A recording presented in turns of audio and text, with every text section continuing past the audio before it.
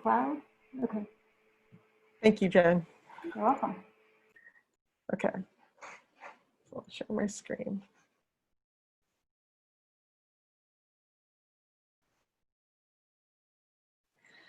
Okay, so we'll go ahead and get started.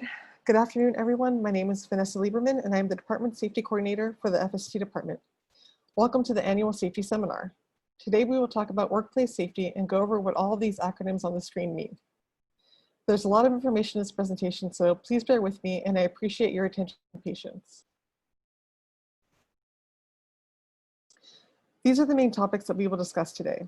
The Injury and Illness Prevention Plan, or IIPP, which is filled out and provided to employees and students by the department. Training designated by the UC Office of the President. Hazard communication, which is the responsibility of the PI or supervisor and EH&S. The Emergency Action Plan, which is specific to and provided by the department. And proper ergonomics training and resources, which are the responsibility of the PI or supervisor and safety services. The Safety Services website contains many resources for all of these topics. Let's discuss some elements of the IIPP. The Injury and Illness Prevention Plan, or IIPP, details management commitment and assignment of responsibilities for those maintaining and implementing the plan. It discusses various safety communication systems with employees. The IIPP outlines a system for assuring employee compliance with safe work practices, as well as scheduled inspections and evaluation systems. It also contains procedures for correcting unsafe or unhealthy conditions, safety and health training and instructions, record keeping and documentation, and accident investigation procedures. Training has been developed for the most likely injuries that occur in a workplace. These include transportation injuries, slips, trips, and falls, violence by people and animals, hazardous equipment, hazardous environment, and fires and explosions. These trainings are available in the online LMS system or in the job safety analysis and the hazard communication to employees. So what causes accidents? Certain states, such as rushing, frustration, fatigue, and complacency, lead to errors.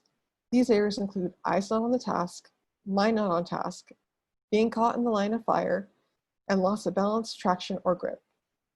Such errors can cause less risky hazards to become more risky hazards. Let's talk about some basic safety principles. So what are some of the common hazards we encounter in offices? Most common hazards include ergonomic issues, fire and emergency evacuation, electrical cords and equipment, heat generating sources, hand and power tools and equipment, office machines such as copiers, paper cutters, shredders, and jam machines, office chemicals, slips, trips, and falls, general housekeeping, furniture or layout of an office, and motor vehicle accidents. Part of hazard communication is the job safety analysis, or JSA. The job safety analysis identifies and evaluates employee work functions, potential health or injury hazards, and specifies appropriate safe practices, personal protective equipment, and tools and equipment. JSAs can be completed for work sites, an individual employee's job description, or a class of employees' job description.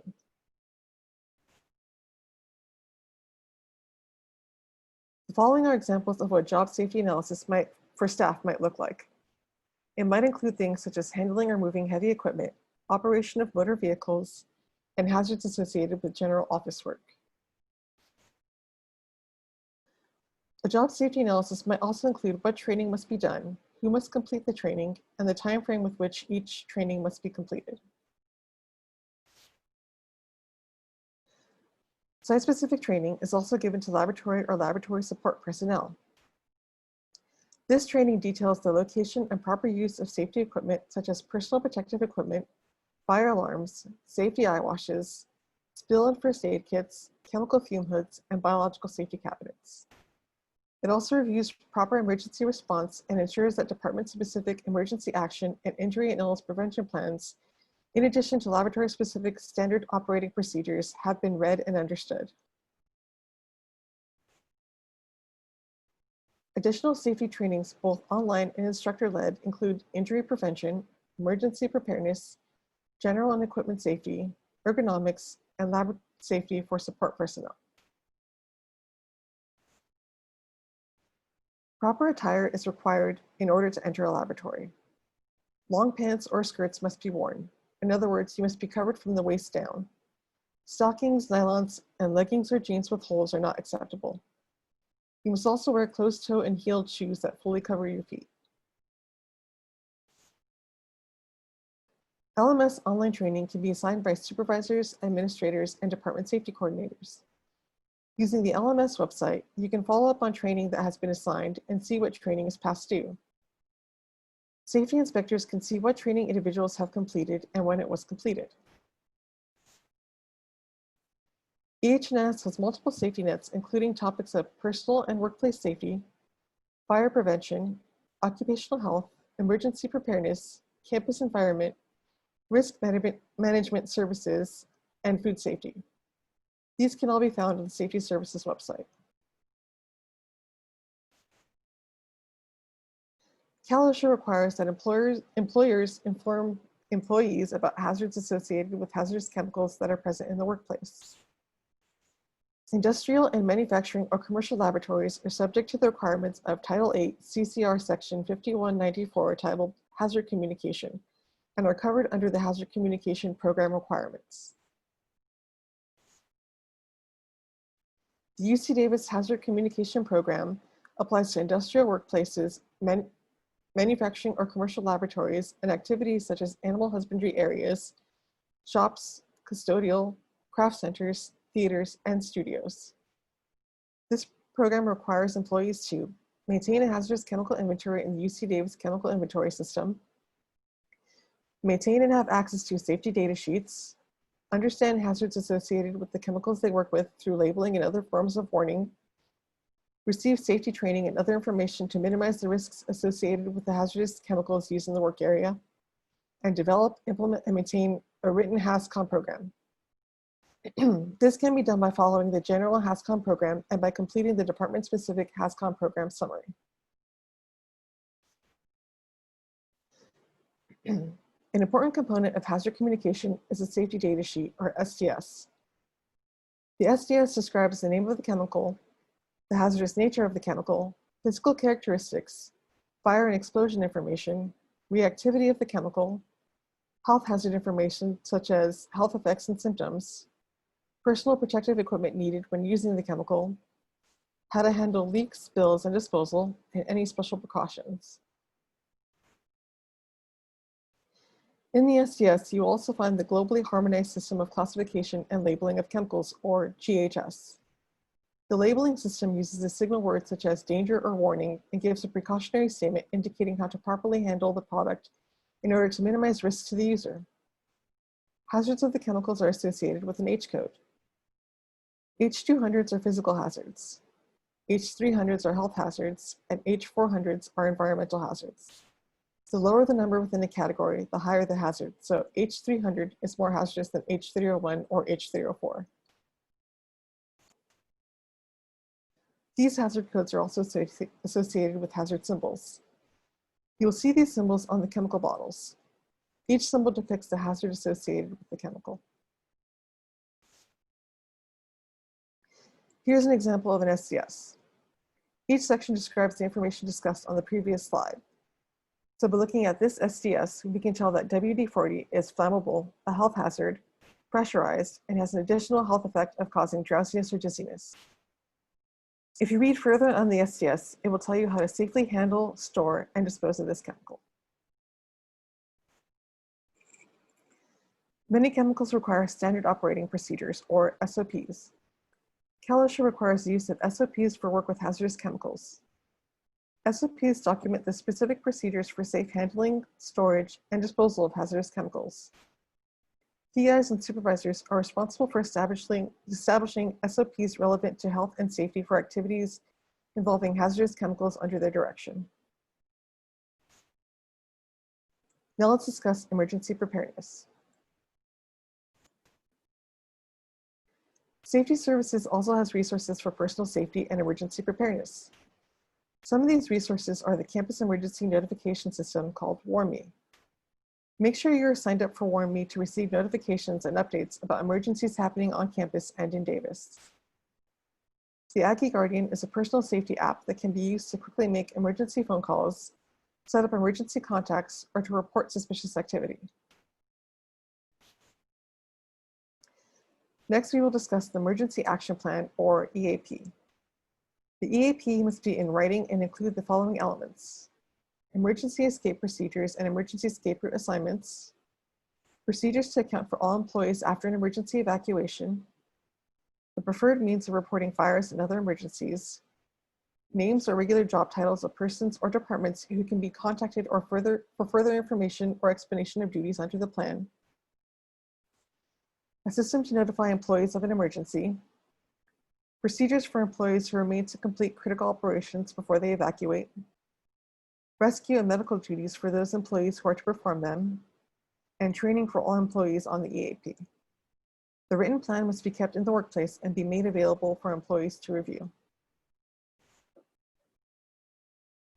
You should also be aware of the location of all the exits for your workplace and building, the alarm pull boxes and fire extinguishers, the nearest phone, safety showers and eye washes, first aid kits, and spill kits. These are covered during the site-specific training. Here's an example of the building evacuation plan. These are posted at the entryway to each lab and throughout the RMI buildings. Here's the evacuation map for the first floor of RMI South. This map details the location of all the fire alarms, fire extinguishers, and exits for this floor. Here's the same map for the first floor of RMI North. Being familiar with these maps will help you to be more prepared in the event of an emergency. During a building evacuation, personnel in the building must meet at designated locations. For the Viticulture and Enology Department, the meeting area is to the left-hand side of the parking garage if you are facing the parking garage, and the Food Science and Technology Department meeting area is to the right. Do not leave during an evacuation. Personnel must check in with their supervisors or department safety coordinator so that someone knows they have safely evacuated the building.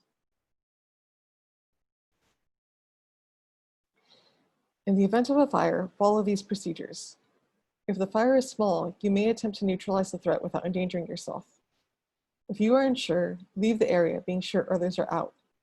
Close the door. Activate the nearest building fire alarm. Dial 911 from a landline or 530-752-1230 from a cell phone.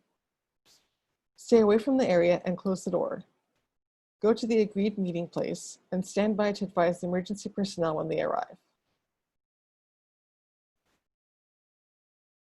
In the event of an earthquake, follow these procedures. Get under a desk, table, or archway during the shaking. Leave the building after the shaking is over. If you are outside during the shaking, stay clear of buildings, trees, or other structures. Dial 911 from a landline or 530-752-1230 to report any fires, ruptured pipes, or downed electric lines. Assist injured persons in securing medical attention. Go to the agreed meeting place and stand by to advise emergency personnel when they arrive.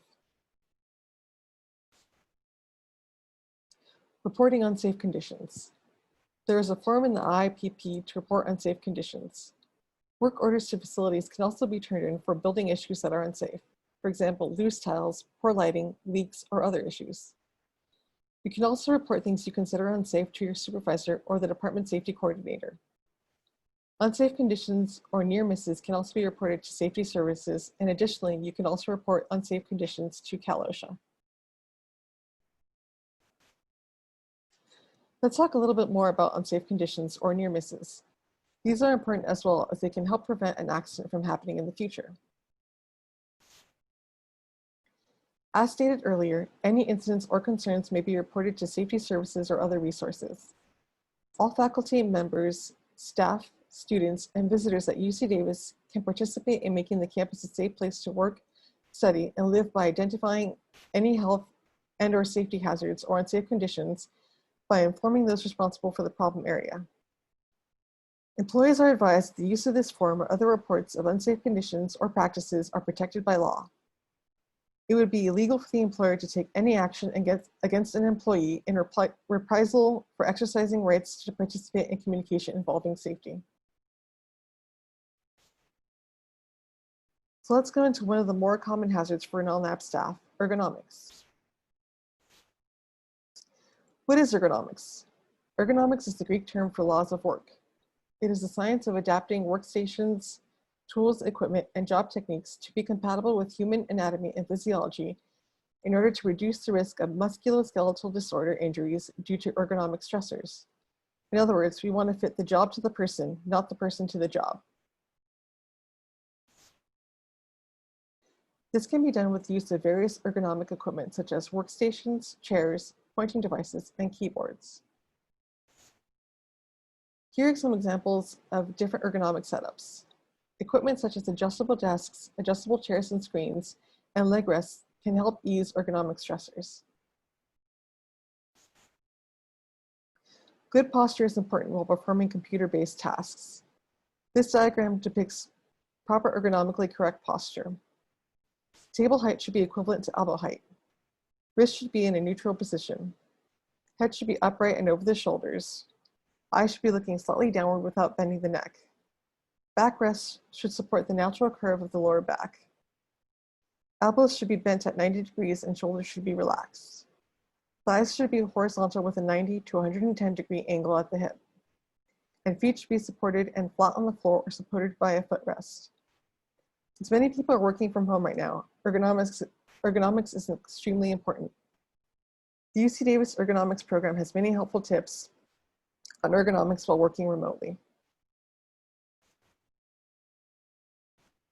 Here's a diagram of some ergonomic stretches. Remember to take frequent breaks, stretch, and move around a bit while performing computer-based tasks. Due to the COVID-19 pandemic, we have additional training related to COVID safety procedures. All persons working on campus are required to take the campus-specific online training. For those working in the food science or viticulture enology departments, the COVID-19 public spaces training must be taken. This can be found on the department's safety website. You may notice some difference between this and the campus online training. The department-specific training has more detailed guidance and should be adhered to over the campus guidance when working in any building in the RMI complex. Each area in the cluster might have a COVID-19 specific campus ready plan. If working on campus, you'll be required to read this plan as well as a face covering guidance document, a public spaces SOP, and you must fill out and complete the employee checklist. A daily symptom survey must be completed each time you enter a building on campus. These must be filled out every day you come to campus and be sent to a supervisor or PI prior to entering any buildings in the RMI complex. You must also receive the flu vaccine prior to November 1st. UC Davis will be offering vaccine clinics. However, it is advised to receive them from your primary care practitioner prior to using the campus clinics. Clinics are available from September 14th through October 16th by appointment only. More information can be found on the Campus Ready website. Thank you all for listening. I'm happy to answer any questions that you might have, and please feel free to contact me with any questions or concerns that you might have related to safety.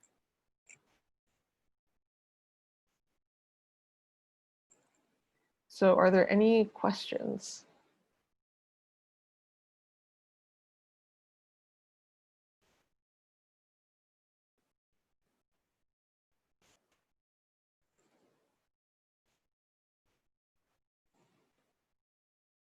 Okay. I'll stay on for a couple of minutes in case anybody thinks of any questions that they might have. I want that graphic. Which graphic? The one Oh, at this the end, the questions one? Yeah, that's that's from Lucy. I like that too, so I just kept it there because it was great. I got Are the that. websites that you showed on this presentation or this presentation going to be posted somewhere? Yes, so I can post the slides if everybody wants, and I will also be posting the recording to the